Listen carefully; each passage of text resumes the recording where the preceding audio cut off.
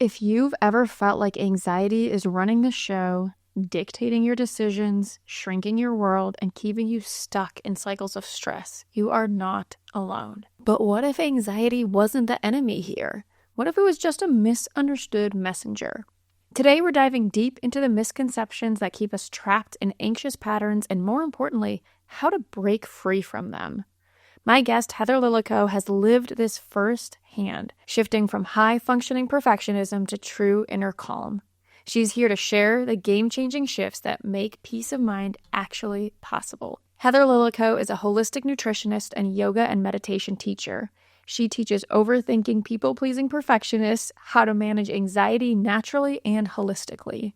She's been featured on iHeart and Zoomer Radio and in the National Post and Tiny Buddha. Heather is the creator of the anxiety support app Cultivating Calm and has helped hundreds of women find freedom from anxiety and self-doubt.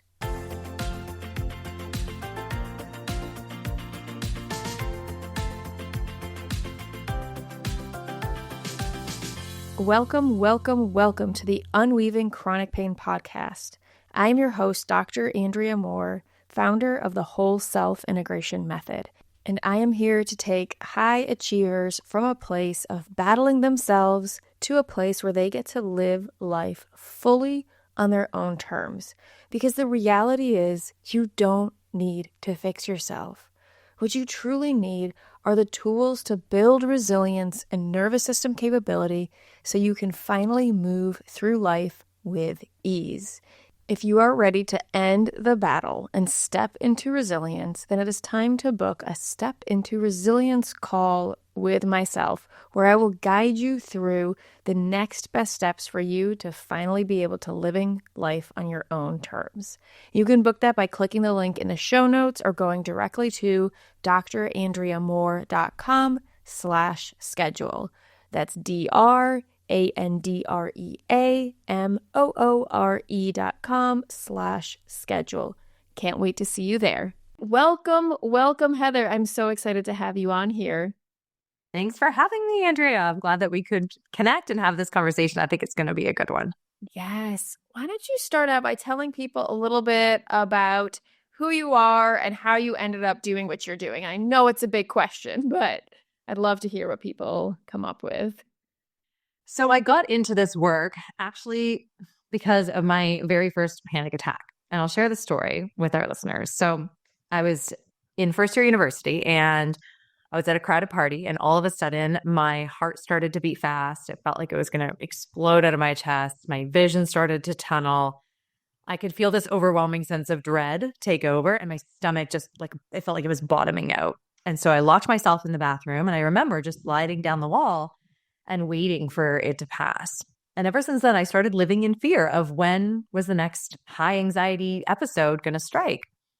And I had the type of anxiety where I sort of hid it. Like nobody really knew I was struggling and everything appeared great. Like I was getting top marks. I finished school. I went back, I got my master's, and then I started in the working world. And on the outside, everything seemed great. I appeared driven and friendly and outgoing. And, I was well prepared for every meeting. I would produce high quality work, very few errors. And I was always willing to help out. But what was underneath of that was this type of high functioning anxiety. So I produced such high quality work with very few errors because I was a perfectionist and I was terrified of making a mistake and getting it wrong and having criticism and judgment from people.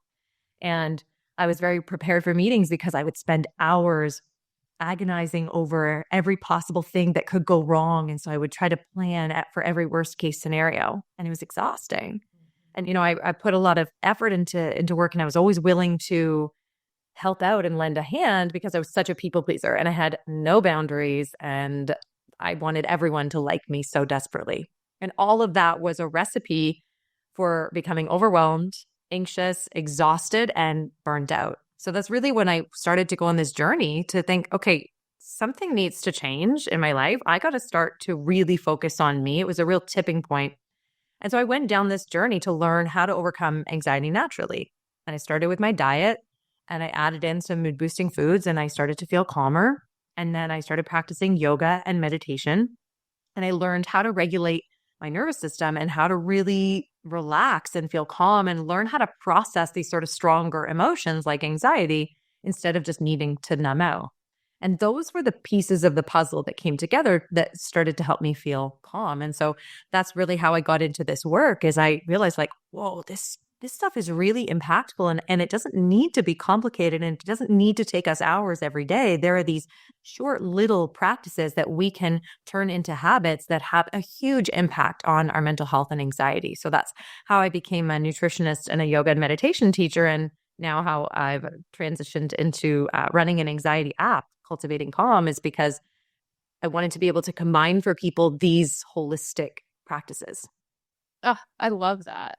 I have a question for you about that. When you were in your first panic attack, or even like kind of after it, did you know what it was?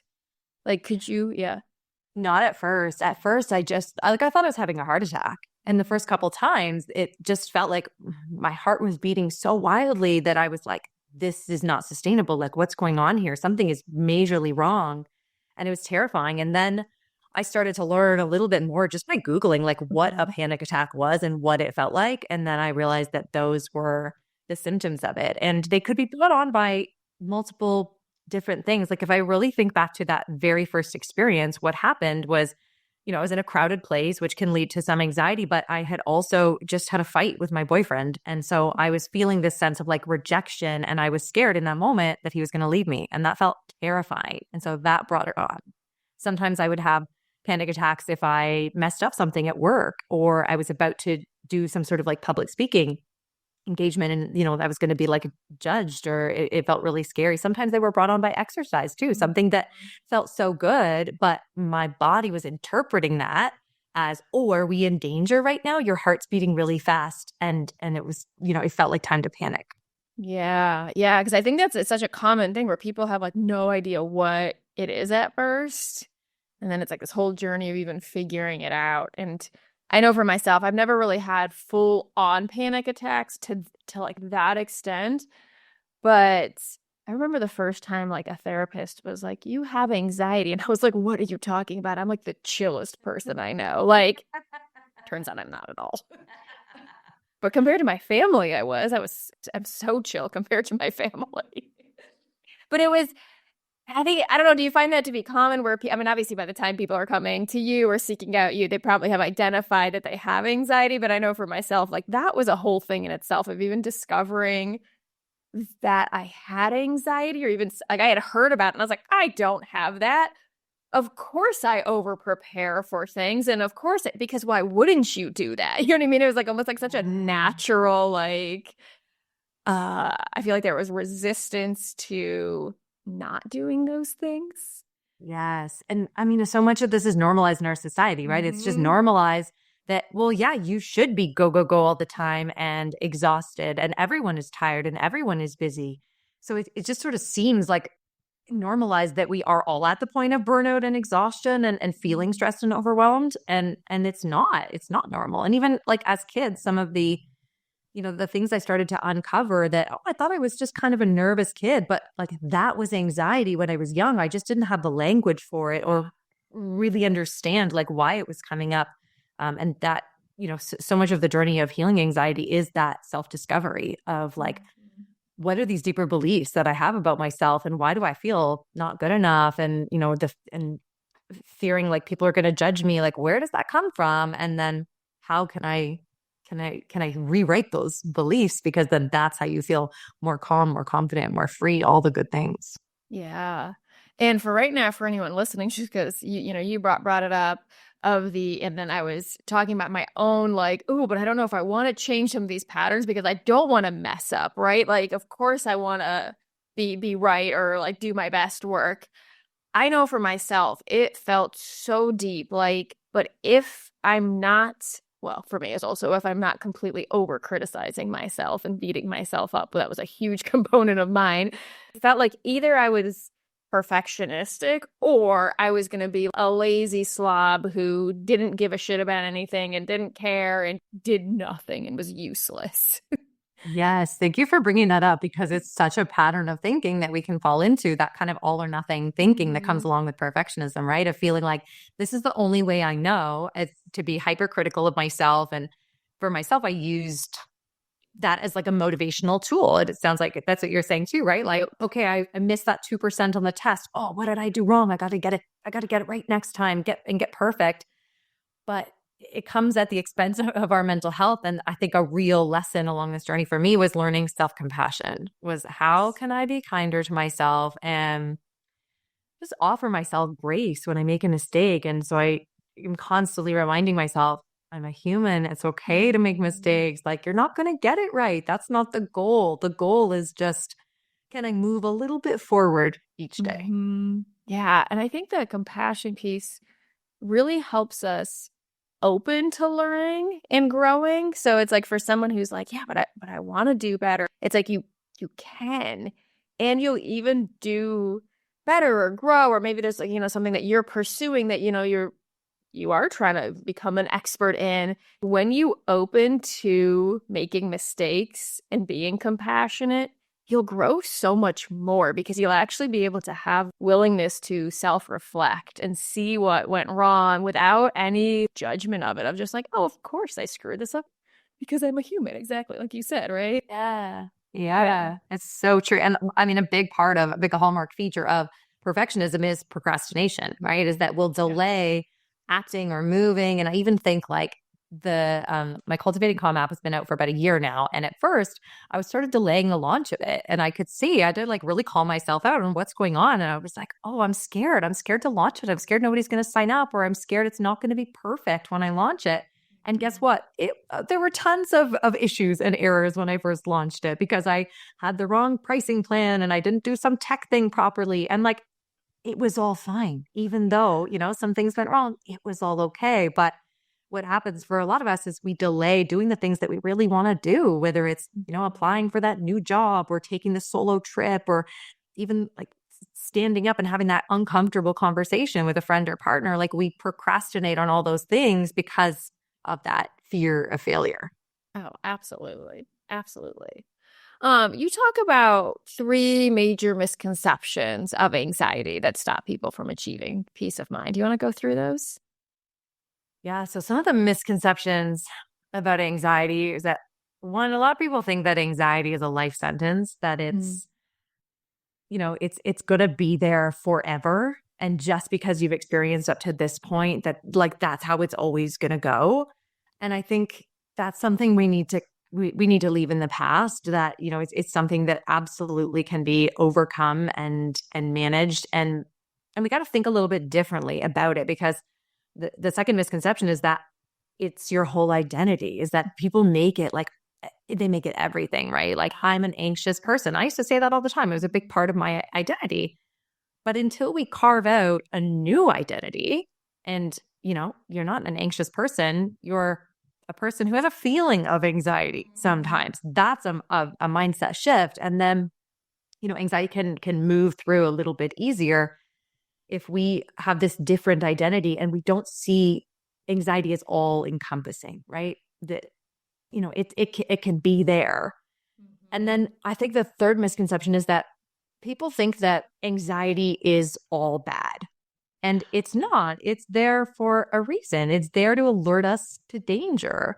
And when we feel like it's bad and wrong to be feeling that way, it puts us at war with it. And then we have a hard time really processing the emotion and allowing it to move through, because we're fighting it so much instead of just acknowledging, hey, in this moment, I'm having a feeling of anxiety. And that's okay. That's okay to have that. It doesn't mean I need to get so wrapped up in it and that it, governs my every decision. And I'm not going to go to that concert because, I could have a feeling of anxiety. Like, we don't want it to take over and make our lives, smaller and smaller, our box of acceptable activities. But we just can acknowledge that, like, it serves a purpose. It's trying to alert you to danger. Bless its little heart. And we don't want that all the time. Yeah. But I think that does give us a bit of softness towards it. So we're not fighting it all the time. Oh, I love the way you say it. I like resonate so much with the way I talk about it too. Of this, like, we make anxiety the villain, and it's like, poor anxiety is just coming in like, I'm just trying to do my job. Our brain's so evolved and see the threat now, ask questions later type mentality, just because that did serve us really, really well when it's like you heard a twig snap in the forest. That could have signaled that a tiger is there coming to eat you. And so you want to run first, and then you can later on figure out if there's a tiger. You don't want to be like, well, let me investigate. What was this twig snap? And then you're eaten by the tiger, right? It's like those people got eaten. And so we have to have this snap judgment decision. And then we have to bring our logic brains on board, our cognitive brain on board. And I feel like so many of us operate as if that twig snapping is always the tiger versus having the snap judgment threat response, allowing ourselves to have that momentary run. And then it's like, okay, now hold on. Was that really something I needed to run from? And then taking the time to be like, oh, it really was just a twig snapping. And twig snapping isn't actually dangerous. Yeah. Well, yeah, so true. And the thing about anxiety is like, it's so great for those physical types of danger, right? Like you just mentioned, like the twig snapping, the loud noise, you're walking down a dark alley and someone's coming towards you. Like it absolutely should be online there. But I find for most people, like where anxiety rises, the things that stress us out, it's more of these like emotional dangers, right? Of like, oh, I'm going to be judged. I'm putting myself out there. That feels really scary. Or what if I try it? And what if I fail? I had a client this morning, actually, we had a visit, a one-on-one coaching, and she was saying how she really didn't like her job. And so we just kind of slowed down and tuned into her higher self and said like, what's the move here? Like, well, what is she telling you to do? And she said, yeah, she's telling me to leave the job and go find a new one. But she was really scared. And I said, what are you scared of? Like logical brain says, you can find a new job. I know that, but it's not coming from logic. The anxiety was coming from a fear of failure. She said, what if I get a new job and then I can't do it and I get fired? And that would feel really, really terrifying to, that younger version of ourselves. And that's like really where all of this anxiety develops. So it's just interesting, I think, for us all to be more aware of like, where are the patterns coming from that have us go into anxiety mode and have our nervous system so reactive and switch on. And it's often these emotional types of danger, the things that feel scary. Totally. Yeah. And I find for so many, it's just about building that capacity and safety to be with that emotion. Because I think so often people's inclination is to sit there and convince themselves that they're not going to get fired from the new job and then go into perfectionist mode. And then they stay in the cycle of like, okay, well, now I got to prevent. Versus what I'll take people into is, okay, well, what would that actually feel like in your body to get fired? To have that failure and help. And I mean, this might be over a culmination of a couple sessions, but to actually build the nervous system safety to fully feel the emotion they're most scared of so that we don't have to be in resistance of it happening. And then we can have this data point of, oh, I already felt that and I didn't die. It felt terrible. It doesn't feel good. Like, it's not fun, but it's like, oh, I've already felt like what that's like and it was okay. And so then your nervous system doesn't have to work in resistance of it ever happening. Yes. Yes. What an important tool to bring in, because when we are scared of something and we're like over planning and going to worst case scenario, it's typically not because we're scared that we can't handle that worst case scenario. It's because we don't want to have to tolerate the uncomfortable emotions that come with that potential worst case scenario. So that's really what we're training ourselves to do is, having these sort of like baseline habits that help our nervous system stay grounded, stay calm, so that when we encounter these types of uncomfortable emotions, we can feel them, we can process them, and we can know that we can handle them, and then we can let them go and come back into that regulated, more grounded center state. Absolutely. Yes. And you also touched on anxiety making your life smaller. And I talk about that a lot of a shrink response that people get into, but it's like what happens, it's over time, we keep avoiding certain activities, we keep not doing certain things. And I think it's gotten, I don't know what you found, I think it's gotten so much easier to do that over the last even just couple years. I mean, probably over the last like 15 years, but with social media, with smartphones, with access to being able to binge watch TV show, right? With so much that we can do to just be like, you talk about the concert, right before it was, well, if I don't go to the concert, then my alternative is to sit at home and watch shitty live TV. You know what I mean? It's like there wasn't like, I mean, there was options, but it was more limited versus now, well, I can get lost in the world of social media or my favorite show. And so to make that decision to not go out and do something, I think is so much easier because we all find that temporary pleasure and dopamine hit in the scroll. At least I know I still do, right? It's like, ooh, I could just do this instead, and this feels way better. Versus like, oh, dang it, if I stay at home, then I'm probably actually have to like clean up and do dishes. It's like, nope, I'm just gonna put on the TV and Right. Oh my gosh. And the scariest part about social media is we do still feel like we're connected. I think we can convince ourselves that oh, I'm seeing what my friends are up to and I'm staying connected, but I don't think it's the same type of connection as having like deeper conversations and being with someone one-on-one, right? Like putting a like on someone's photo is not a connection that's going to fuel your soul. not at all. Not at all.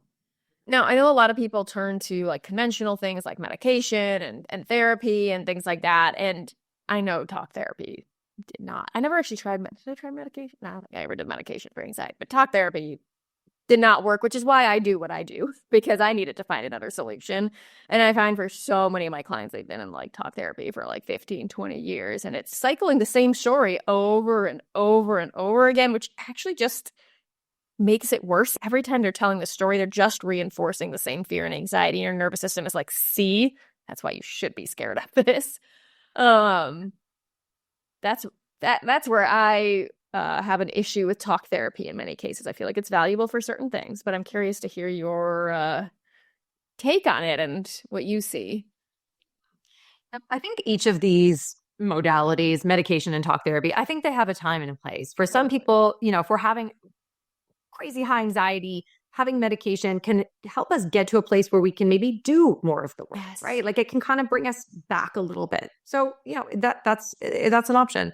And I think talk therapy is helpful to understand and bring more awareness to your patterns and the cycles that do play out. I think that's great. I think where both of these are lacking is that, at least in my experience with therapy, I can say that it didn't really address the habits of what am I doing every day and how is that setting me up to win or to fail.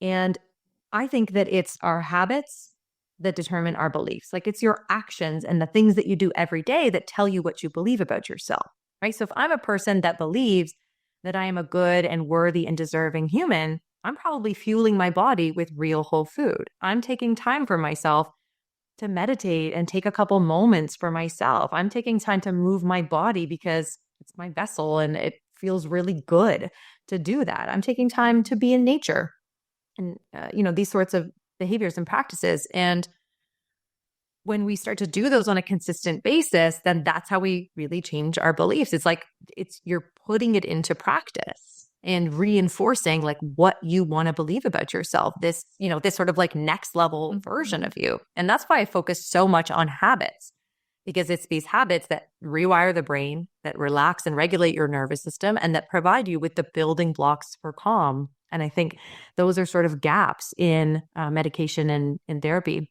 I remember when I was struggling with anxiety and I went to my doctor and I said, like I'm having a lot of anxiety. Like what can we do? And she pulled out her prescription pad and started writing me out something for anti-anxiety meds. And I was like, oh, I haven't explored anything else yet. Like maybe this isn't the first line of defense. And that's sort of like where I started going down this journey of like, surely there are some things that I can do, some, practices that I can put into place in my life that are going to help me feel more calm and relaxed. So that's why I just think it requires a bit of education for people to understand, like, just because something is natural doesn't mean it's not effective, doesn't mean it's not evidence-based. People, I think, get confused and think that, that like some of these practices are, like meditation, what's that going to do for me? But we know from research that it will truly change your brain and how you think and operate and your ability to maintain calm. So I just think these, it really is about the habits.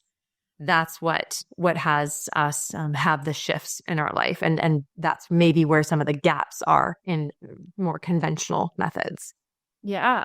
Yes, I totally agree. And I feel like I just want to address too, I think a lot of people miss that you can do both at the same time. Right? It kind of feels like one or another. I'll see people put these worlds at war with each other, and they actually work beautifully together. You can be on anti-anxiety medication, like you said it. I think it's like such a beautiful bridge for somebody who's like, I can't function without it. It's just too overwhelming to their system. And then that allows them to build and bring in meditation or mindfulness or, do deeper work while they're on it. And you can also choose to nourish your body with healthier foods while you're on medication. It's not either or at all. Yeah. Thank you for that. Yeah.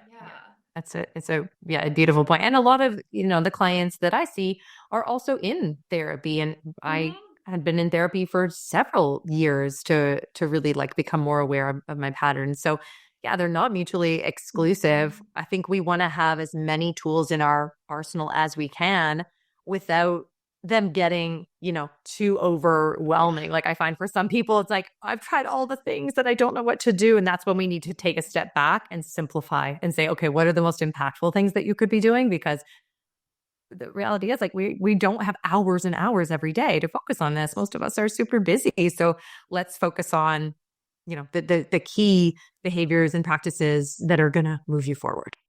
Totally.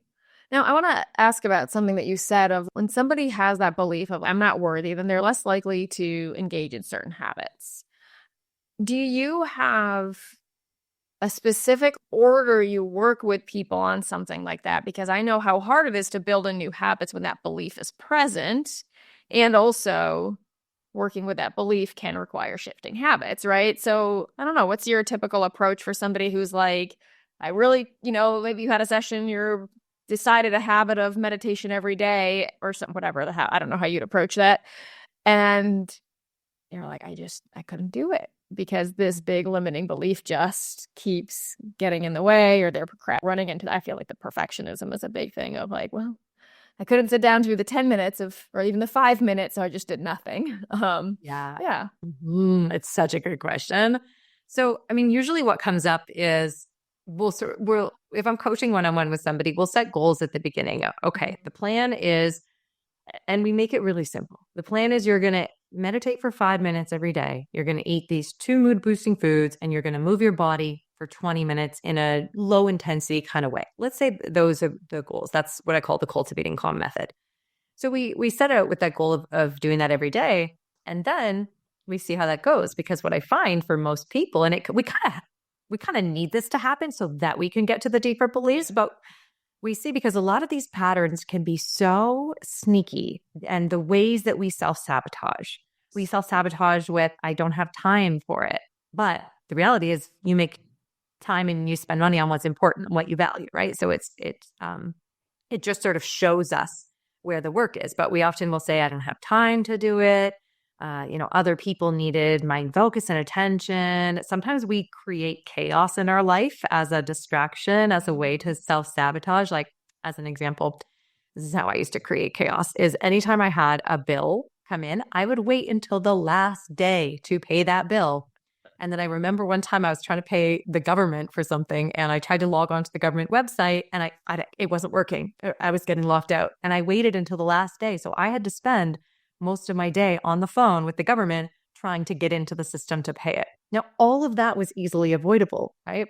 But we can kind of get addicted to chaos. Like it creates something familiar in our nervous system if we have anxiety. So it's important to see if we set these goals to do these habits, these behaviors, these practices, and they don't happen, then what is it that came up? Because that will shine a light a little bit for us of some of your self-sabotage techniques. Once we get that, then we can go a little bit deeper into, why did this come up? Like, where did you get this messaging from? Where do you what is it that you believe about yourself? Or what is the fear of, if you put these behaviors into practice? Sometimes we can get scared that if we become a different version, we no longer fit into our lives, right? We no longer fit with the people that we once were connected with, right? Maybe we get scared our partner's going to leave us, or we won't have friends the same because we see this all the time when people are quitting smoking, right? That if their group of friends are smokers, they're much more likely to stay smoking. So there's also this element with like personal growth and development that, are we going to leave our friends behind? So we just get a little bit clearer on what are the sabotage strategies that are coming in, or what is it that you believe about yourself, and then identifying what is it that you want to believe about yourself? Like, who is it that you want to be?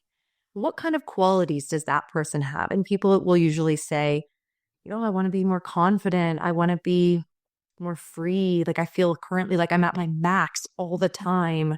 I want to be able to be present in the moment and really like soak up this time with my family and just be a participant in my life and go after these big dreams and goals. Once we can identify that, then we can say, okay, we know where you are. We know where you want to get to. Let's bridge the gap. And it's the practices and the behaviors that you're going to do every day that are going to get you to that person you want to be. And that helps people get behind, oh yeah, this is why I'm doing meditation. This is why I'm eating those foods, right? Because we have to have a strong why, like a red hot burning desire that's going to help carry us through. Absolutely. I love that. And I love having the link between here's the behavior and here's why you're doing it. I find that can be such a game changer sometimes when we just understand how something affects our body or the reasoning of why we're doing it. Can just be, oh, holy cow, I had no idea like foods could affect how I feel or things like that. Yeah. Mm-hmm. So you said you have like the Cultivating Calm Method, and why don't you go over it one more time, what you have people introduce into their lives? So Cultivating Calm is built on this principle that it really takes a holistic way to overcome anxiety, that there is no silver bullet. There is no, one hack or quick fix, that it's a couple different practices that come together to help us feel calm. And so it's built on mindset, nutrition, and movement. So mindset, meaning meditation. We have other practices that fall under mindset as well, like journaling, which can be helpful, practicing gratitude. All these can be incredible. As part of the Cultivating Calm method, what I recommend is 5 minutes of guided meditation, because research shows that even just 5 minutes a day is enough to change the brain. And that's really what we're trying to do here, is to rewire your brain so that you can experience the emotion of anxiety without needing to get so gripped and attached by it and it needing to govern your life, right? We're trying to feel like you have more control over your thoughts and emotions. So 5 minutes a day of meditation. And then under nutrition, eating 2 mood boosting foods. So we have all these incredible foods that are amazing for anxiety. And they're really about providing the building blocks for calm, because no amount of meditation in the world is going to help you feel calm if you don't have the actual substances that your body needs for calm. And so some of the best categories of foods are nuts and seeds, leafy greens, fermented foods, and bright fruits and veggies. If we get 2 servings a day, either like 2 servings of nuts and seeds or 2 leafy greens or 1 of each, that gives us a really good baseline to work with and provides the building blocks for calm. And I also think an interesting thing happens about food, just as like an aside here, is that food I see as an act of self-care and self-love. It's a chance to fuel our body with what it needs to do everything that we want it to do. And as someone who has struggled for years with food issues, and I had an eating disorder for so many years, I was so at war with food and constantly calorie counting and, thinking about like, oh, what is this food? And how can I cheat and eat this food and label foods as good and bad, and so much morality around I'm a bad person today because I ate this food.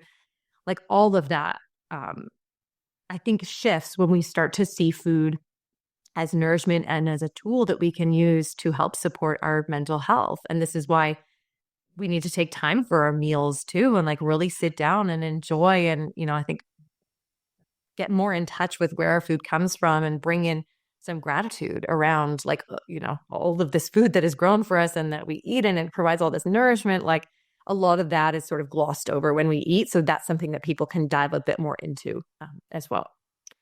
And then the last practice. So we have 5 minutes of meditation, eating 2 mood boosting foods, and then 20 minutes of nervous system regulating, low intensity type of exercise. So this is walking, yoga, Pilates, bar, swimming, dancing, like a slow leisurely bike ride.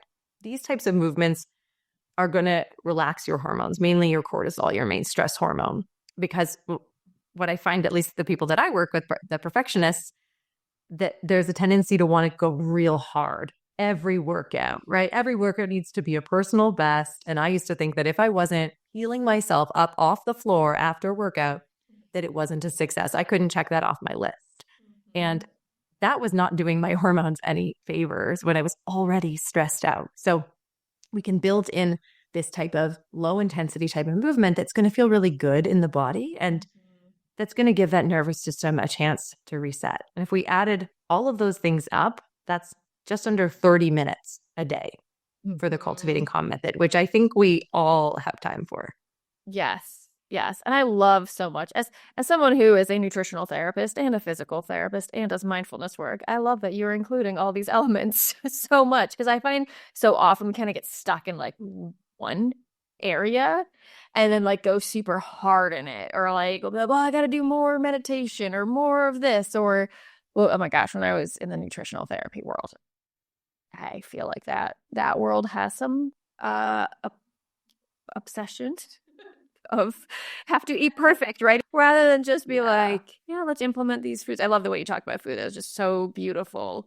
I think we just can really, really benefit from taking little bits from each piece versus needing to go super hard in one. Makes such a difference. And I love that you touched on the exercise piece, because I see that habit in so many people as well. And one of the things that I'll tell people is, rather than thinking about it as exercise, depending on like what piece they're working on the most, think about this as you're practicing like moving slowly, or like, that's good. yeah, or it's like a mindfulness walk if they, you know, or someone who's like, I gotta walk super fast and like really like jack up my heart rate.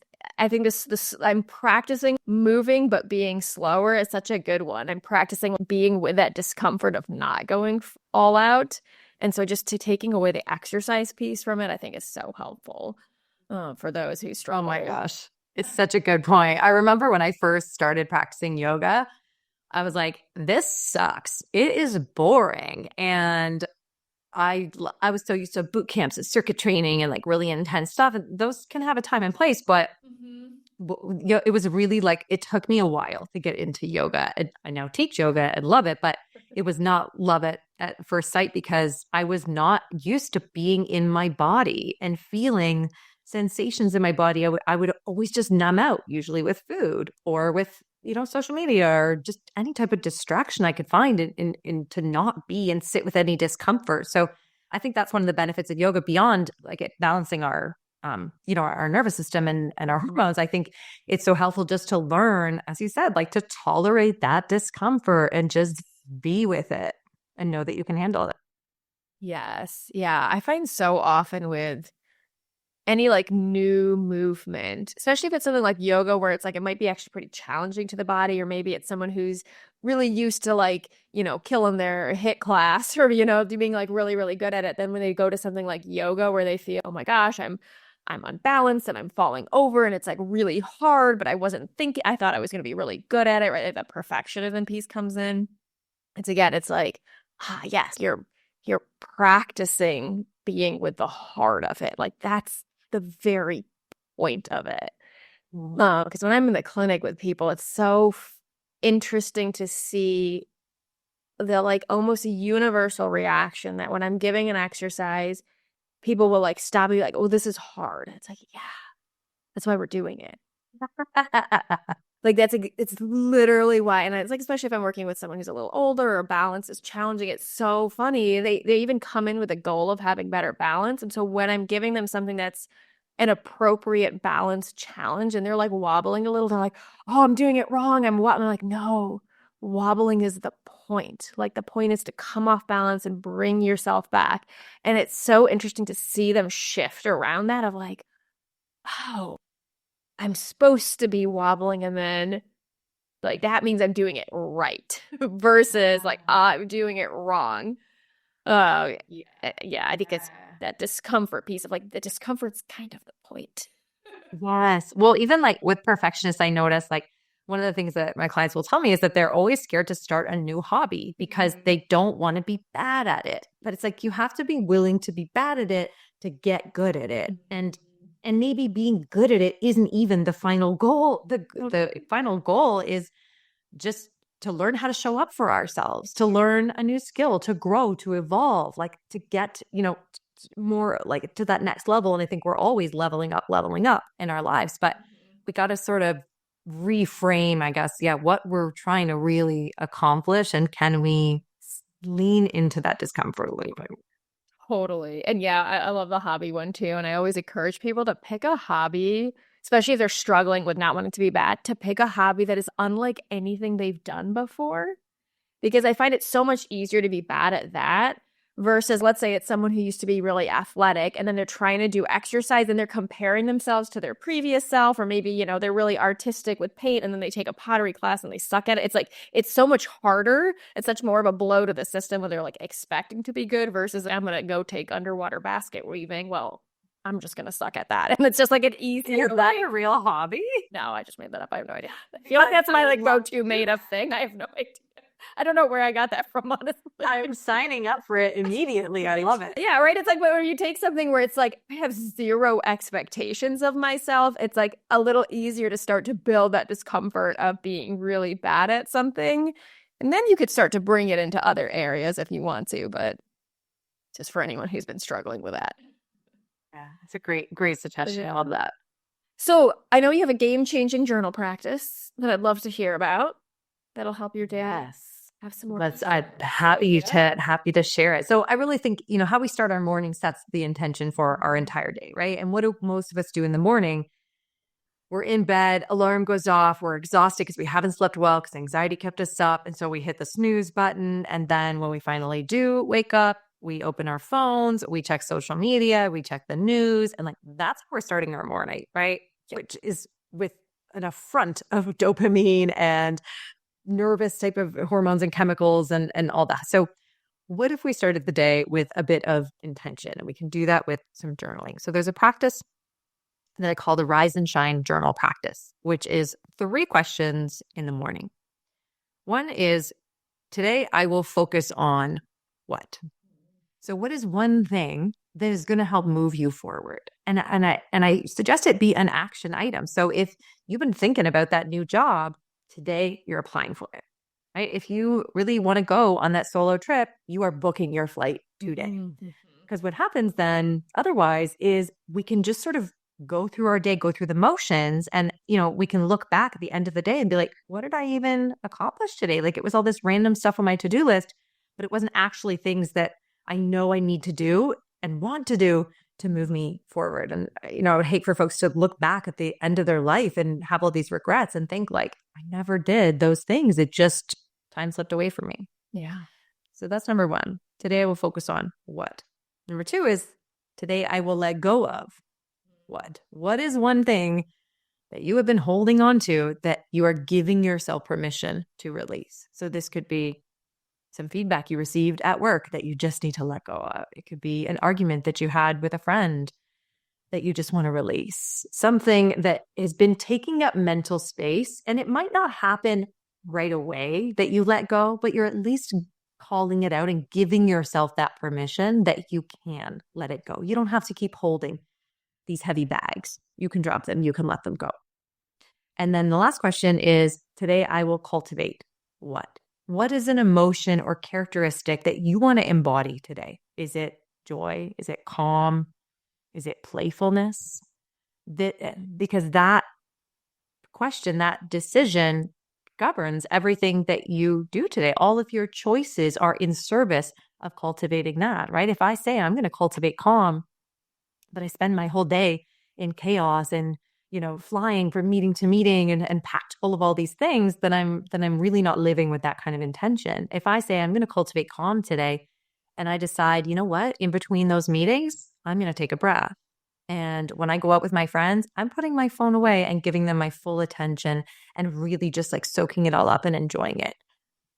Those types of questions, starting our day with that helps us live with more intentionality. I love that. Those are great questions.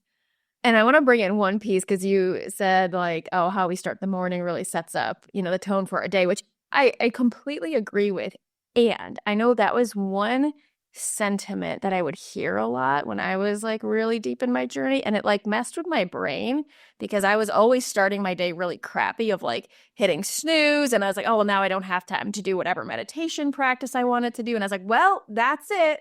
Day's gone. Day's gone, I guess, because how I start the morning is how, so now I'm screwed, right? And so one thing that I did was just be like, you know what? I'm throwing that out. I get to start my day or reset the tone whenever the heck I want. And so I just want to give people permission that, like, yes, of course, it does help. It makes a huge difference when you can start out your morning with this. And you also get to choose to have a reset at any point of the day, even if it's at 10 p.m. at night where you're like, I'm going to do my questions now or whatever it is that you want to do, right? We always get to have that reset. I love that. Thank you for adding that, Andrea. Yeah. One thing I say is you can restart your day at any moment you choose, which is, we have that power. I mean, it's so arbitrary, the 24 hours we choose, and like it means nothing really. So to be able to have that reset whenever you choose, like that's a superpower. Totally. Totally. Well, I love this. And I feel like that feels like a really nice place to wrap things up. So tell me tell everyone where they can find you and learn more about your app. Sure. Happy to share. Well, first of all, thank you so much for having me on. This is such a great conversation. I feel like we could go for hours and talk about anxiety. So if folks want to learn more and get in touch with me, they can either head to the App Store or Google Play and they can download Cultivating Calm. There's a free trial to check it out to explore this method. And I also have a 21-day program that folks can check out that is a Calm Kickstart program. So if you feel like you want that support and accountability to put this method into practice and to see what does it feel like when I get really consistent with my habits and make this time for myself, what can shift in 21 days, then people can check out the Calm Kickstart program. And you can also check me out on social media. I'm at Heather_Lil, Lil, and people can come hang out and hear the anxiety tips. And I always share my journey and what I've gone through and what I've learned. Awesome. Amazing. Yes. Thank you so, so much, Heather, for this. This was so valuable. And I'm sure people loved hearing about this. I loved being able to talk with you. And yes, agree that we could go on for so much longer. Well, thank you so much and have a wonderful rest of your day. Thank you so much.